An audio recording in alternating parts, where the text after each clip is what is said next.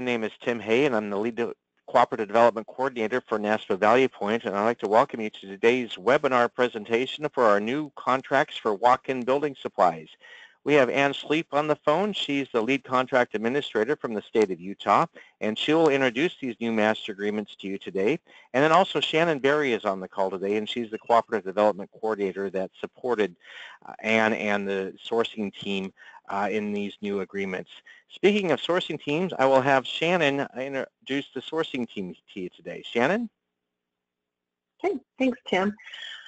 Well, again, this is Shannon Berry with Nashville Value Point. I'd like to thank our sourcing team that participated in this project. We had Jason from Alaska, Phyllis from Arkansas, Connecticut, we had Robert and Peter, Arian from Idaho, and the state of Nevada, we had Gail and Cheryl, and then Oklahoma, we had Lisa, Oregon, we had Shirley, South Dakota, we had Andy, and Maureen from Massachusetts. Thank you all for your participation and hard work on this project, and also Ann for her hard work in leading this project.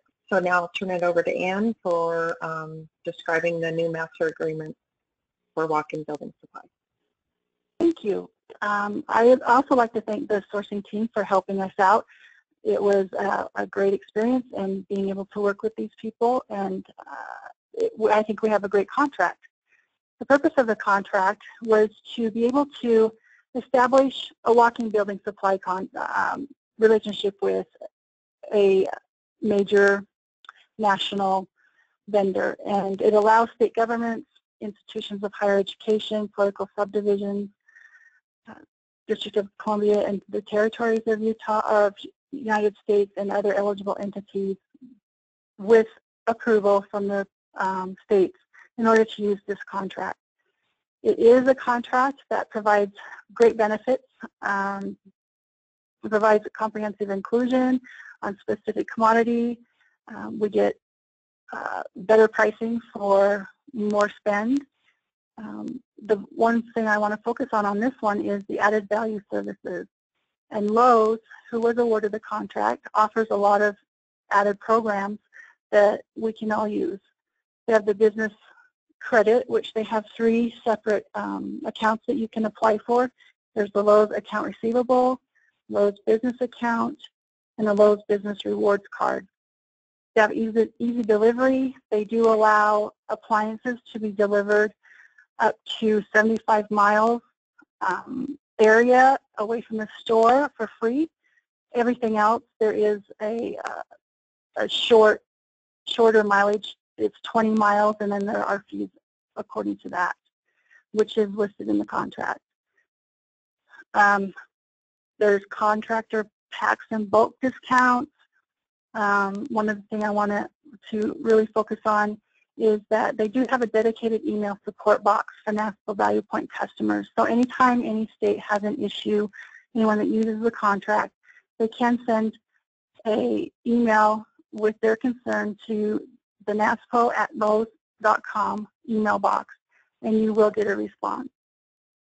They do have a paint color matching services. There's free computer project design, and they do have pipe cutting and threading services. If you go to lowesforpros.com, you can get the key fobs where they are coded so that you can get your discount at the time of purchase.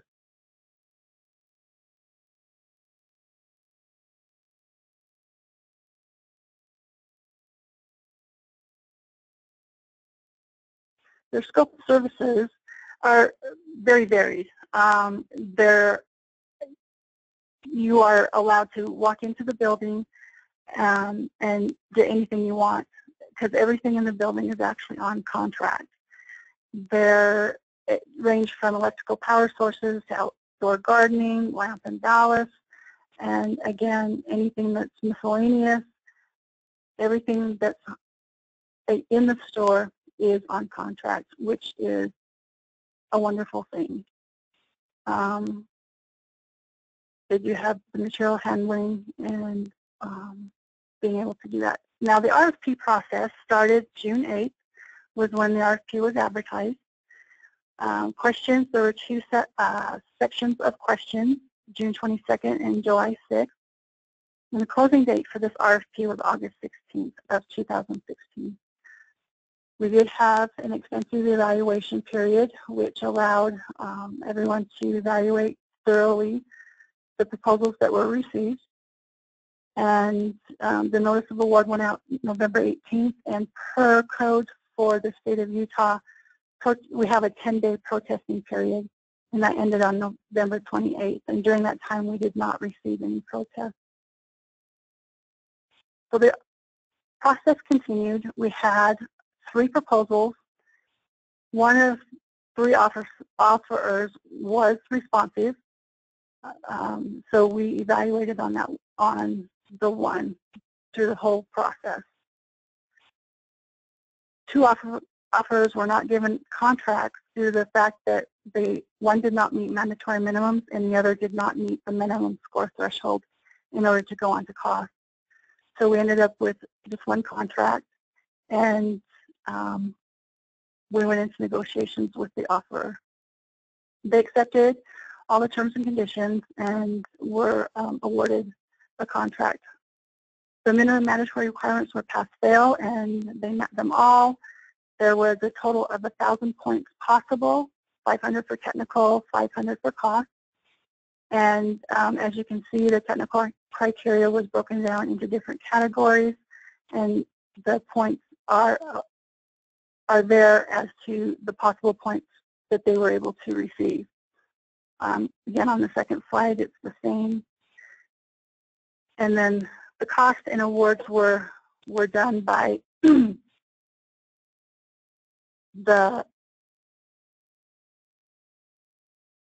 they had to meet a 300-point technical minimum score criteria, and then they went on to cost. And thus, they received 150 points for pricing for a total of a combined 450 points for all of the pricing that they had, since they were the only one that submitted a proposal that went through all stages of the process. So we did get 1 master agreement, and it was awarded, and the term of the contract is August 1st, 2017 through July 31st, 2022. So there's plenty of time between now and then before the current contract ends. So you'll be able to do your purchasing addendums or your participating addendums. And now I believe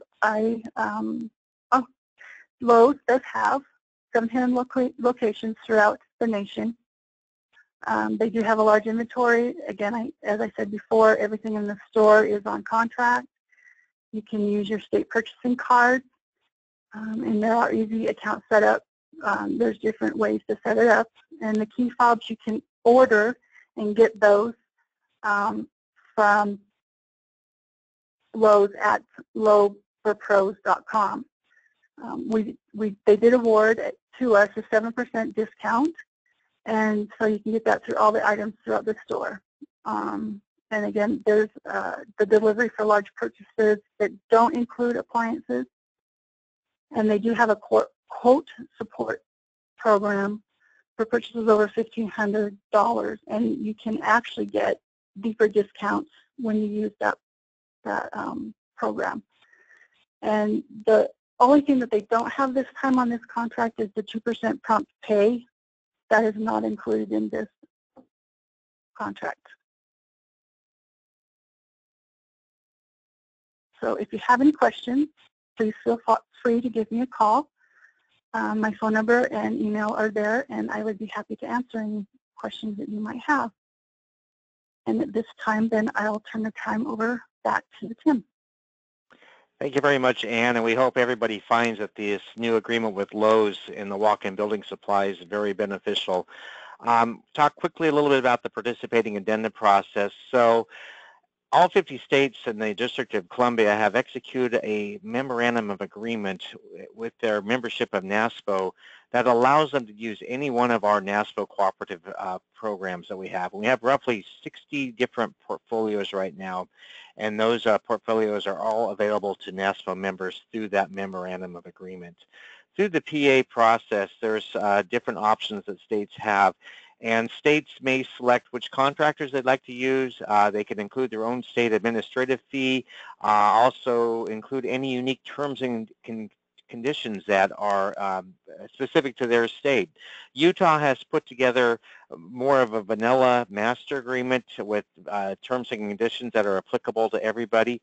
But if states have specific terms and conditions that they need to have in their master agreement resulting participating addendum, then they could do that through this participating addendum. They can also identify the options for political subdivisions within their state and how they can participate, and also ask for any state-specific reporting requirements or any other requirements within that participating addendum. There's 3 opportunities for participating on these agreements, and we always like option number 1 the best, and that's when a state will sign a participating addendum for all the agencies within the state as well as all of the political subdivisions within that state to be eligible to use these agreements. Every now and then, though, a state may choose they cannot execute a participating addenda for their state agencies, but they may not have a problem with political subdivisions within their state executing a PA. So in that case, then we would choose for option number 2, where a state would sign a participating addendum for just the local political subdivisions. And if our state cannot sign a PA for any poly-sub or for their agencies at all, that's fine. There's still options for political subdivisions out there. We first have to check in with the Chief Procurement Officer in the state in which a contractor wants to execute a PA with. For the very reason is, through that memorandum of agreement that the states have executed with NASPO, it states in there that we would not compete against any of their in-state cooperatives. And so we want to first check in with that state to make sure that this walk-in building supplies master agreement is not competing against any in-state cooperative that they may have. And that just involves a simple little check-in process with the state chief procurement officer in that state. So step by step, I'm not going to read this verbatim, but it's primarily negotiations between the participating entity and the contractor. This lead state of Utah and NASPO Value Point, nor Shannon or myself or anybody else, we do not get involved in the negotiations of those participating addendums. We are here to answer any questions, though. If you get stuck along the way, if you're not sure about something, feel free to reach out to Ann if it's a contract-related question, if it's an interpretation of her terms and conditions. She would be the best person to speak with. If it's a NASPO Value Point process question, you can certainly reach out to any one of us at NASPO Value Point, and we'll be happy to answer that question for you. If it's a political subdivision that's wanting to participate in these agreements, please reach out to us as well, and we'll get you connected up with the Chief Procurement Officer to see if they have any objections or not. But it's primarily negotiations between the participating entities and the contractor. And then once you have completed those negotiations, you would just send us in a completed participating addendum with signatures from both parties, and you would send it in a PDF format to pa@naspovaluepoint.org. So the steps are the same for Opportunity 1 and Opportunity 2. This is where the state executes that state-level participating addendum. Opportunity number 3 is where the political subdivision wants to execute a participating addendum, and we would first have that check-in process with the Chief Procurement Officer. So all you need to do is just send us an email, and you can send it to pa@naspovaluepoint.org, and we will get you in contact with the right E&O representative from NASPO Value Point. And that E&O representative will then reach out to the appropriate Chief Procurement Officer just to ensure that they don't have any objections. And provided that they don't have any objections, we will we'll communicate back to you either way, whether they say yes or no. And once we have that confirmation from the Chief Procurement Officer that it's okay for political subdivisions to execute their own participating addenda, then it would be the same process where the political subdivision would negotiate directly with the contractor and then just send in that completed PA to pa@nashvillevaluepoint.org. So we have this flowchart on all of our web pages on nashvillevaluepoint.org. It's a lot easier than reading everything verbatim, but it's just a flowchart for participating states and then a flowchart here for the political subdivisions. And as you can see right here, we have that check-in process with the CPO just to make sure that they don't have any objections. Now, I do want to talk about state-executed versus political subdivision executed participating addendums. If a state has executed a participating addendum that allows for political subdivision use within their state, we ask that political subdivisions do not have to execute their own participating addendum. That state has already done the work for you, so political subdivisions can just make purchases under that state level PA. The only exception would be is if a state has not executed a participating addendum. If a state has chosen not to execute a participating addendum, but the political subdivision still wishes to utilize this contract, once we have that check-in process complete with the CPO, then you can use the sample participating addendum located on our website and complete those negotiations. We certainly understand that political subdivisions may need to have some sort of contractual document just to show that there is a business relationship between the contractor and that political entity. If that's the case, and if a state has executed a participating addendum that allows for polysub use, we ask that you use a different form of contracting vehicle other than the participating addendum, and also you do not need to send in that participating addendum to us.